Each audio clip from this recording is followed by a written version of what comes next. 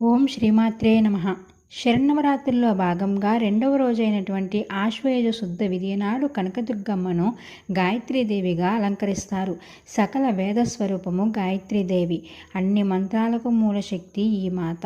ఈ మాతకు ముక్త అంటే ముత్యపు వర్ణము, విద్రూమ పగడపు వర్ణము, హేమ బంగారపు వర్ణము, నీల నీలవర్ణము, ధవల తెల్లని వర్ణము గల 5 ముఖములతో కూడిన గాయత్రి మాత ప్రతి ముఖమునకు 3 నేత్రములు కలిగి చంద్రకళతో కూడిన కిరీటాన్ని ధరించి పరమార్థ వివరణాత్మక బీజాక్షరములు కలిగి వరద మరియు అభయ ముద్రలు, అంకుశము, కొరడ, శంఖము, చక్రము, గద, 2 పద్మాలను తన 10 హస్తముల యందు ధరించి దర్శనమిస్తుంది గాయత్రీదేవి.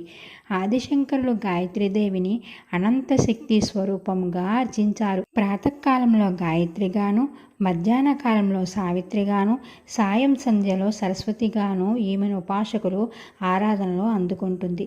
ముఖంలో అగ్ని, శిరస్సులో బ్రహ్మ, హృదయంలో విష్ణువు, శిఖపై రుద్రుడు కొలివై ఉంటారని పురాణాలు చెబుతున్నాయి. తల్లిని మించిన దైవం కానీ, గాయత్రి మంత్రాన్ని మించిన మంత్రం కానీ లేవు అనేది ఆర్యోక్తి. గాయత్రీదేవిని ధ్యానిస్తే అనంత మంత్రశక్తి తద్వారా బ్రహ్మజ్ఞానము కలుగుతుంది. సకల దురిత ఉపద్రవాలు శాంతిస్తాయి. గాయత్రి ఉపాసన వల్ల బుద్ధి తేజోవంతం అవుతుంది. గాయత్రి మంత్రం జపం చతుర్వేద పారాయణ ఫలితాన్ని ఇస్తుంది. ఈ కంటెంట్ మీకు నచ్చితే ప్లీజ్ సబ్స్క్రైబ్ చేసి లైక్ చేయండి.